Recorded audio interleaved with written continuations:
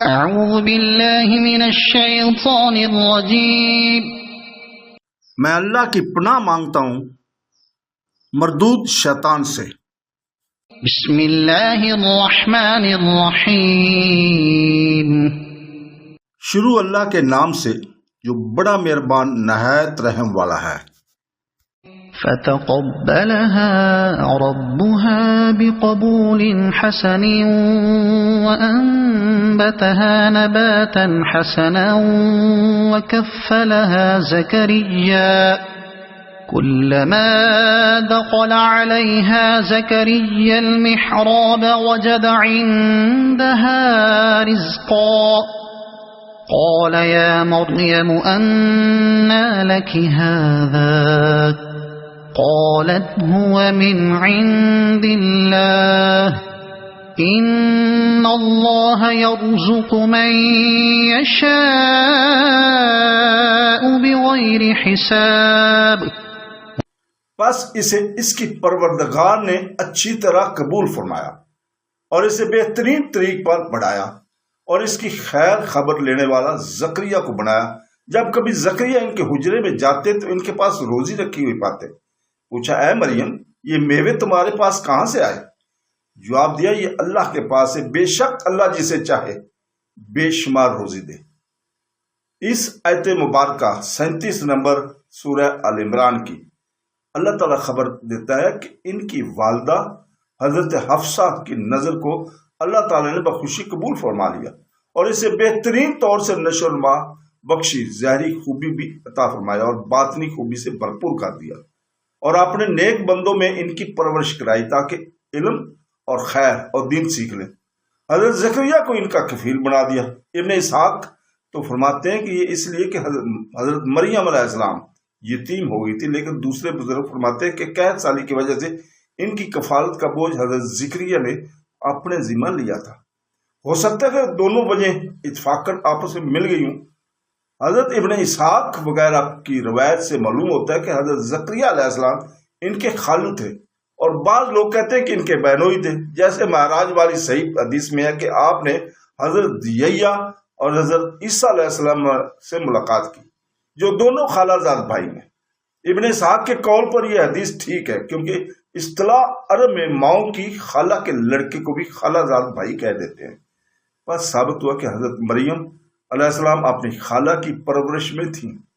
صحیح حدیث میں ہے کہ رسول پاک صلی اللہ علیہ وسلم نے حضرت حمزہ رضی اللہ تعالی عنہ کی یتیم صاحبزادی امرہ کو ان کی خالہ حضرت جعفر بن ابو طالب رضی اللہ تعالی عنہ کی بیوی صحبہ رضی اللہ تعالی کے سپرد کیا تھا، اور فرمایا تھا کہ خالہ قائم مقام ماں کی ہے۔ اب اللہ تعالیٰ حضرت مریم کی بزرگی اور ان کی کرامات بیان فرماتا ہے کہ حضرت زکریا علیہ السلام جب کبھی ان کے پاس ان کے حجرے میں جاتے تو بے موسمی میوے ان کے پاس پاتے، مثلا جاڑوں میں گرمیوں کے میوے اور گرمیوں میں جاڑے کے میوے۔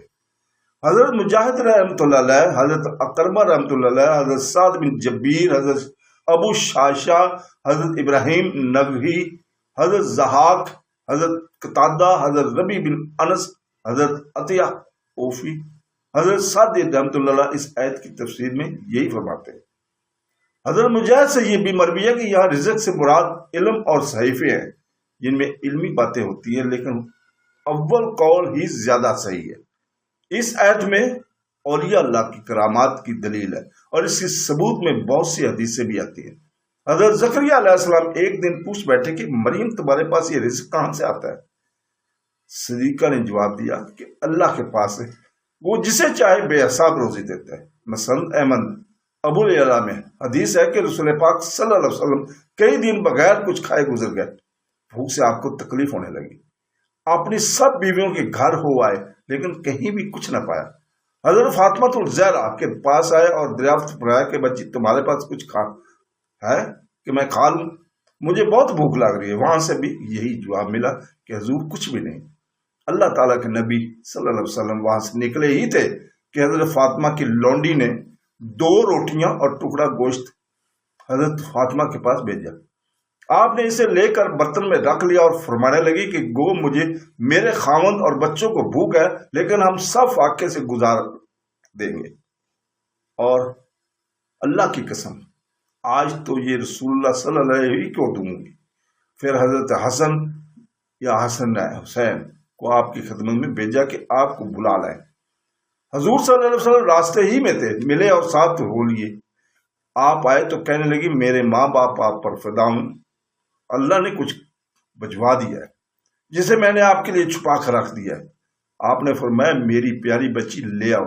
اب جو تشت کھولا تو دیکھتی ہے کہ روٹی سالن سے ابل رہی ہے۔ دیکھ کر حیران ہوگی کہ لیکن فوراً سمجھیے کہ اللہ کی طرف سے اس میں برکت نازل ہوئی۔ اللہ کا شکر کیا، نبی اللہ پر درود پڑا اور آپ کے پاس لا کر پیش کر دیا۔ آپ نے بھی اسے دیکھ کر اللہ کی تعریف کی اور دریافت فرمایا کہ بیٹی یہ کہاں سے آیا؟ جو آپ دیکھے ابا جان اللہ کے پاس سے، وہ جسے چاہے بے حساب روزی دے۔ آپ نے فرمایا اللہ کا شکر کہ اے میری پیاری بچی تجھے بھی اللہ تعالیٰ نے بنی اسرائیل کے تمام عورتوں کی سردار جیسا کر دیا۔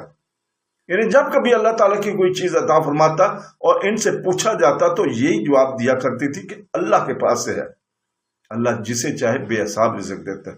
پھر حضور پاک صلی اللہ علیہ وسلم نے حضرت علی کرم اللہ وجہ کو بلایا اور آپ نے حضرت علی کرم اللہ وجہ اور حضرت فاطمہ الزہرا اور حضرت حسین رضی اللہ تعالیٰ عنہ نے ان سب کے سب ازواج محترات اور اہل بیت نے خوب شکم سیر ہو کر اسے کھایا۔ پھر بھی اتنا ہی باقی رہا جتنا پہلے تھا جو آس پاس کے پڑوسیوں کے ہاں بھیجا گیا۔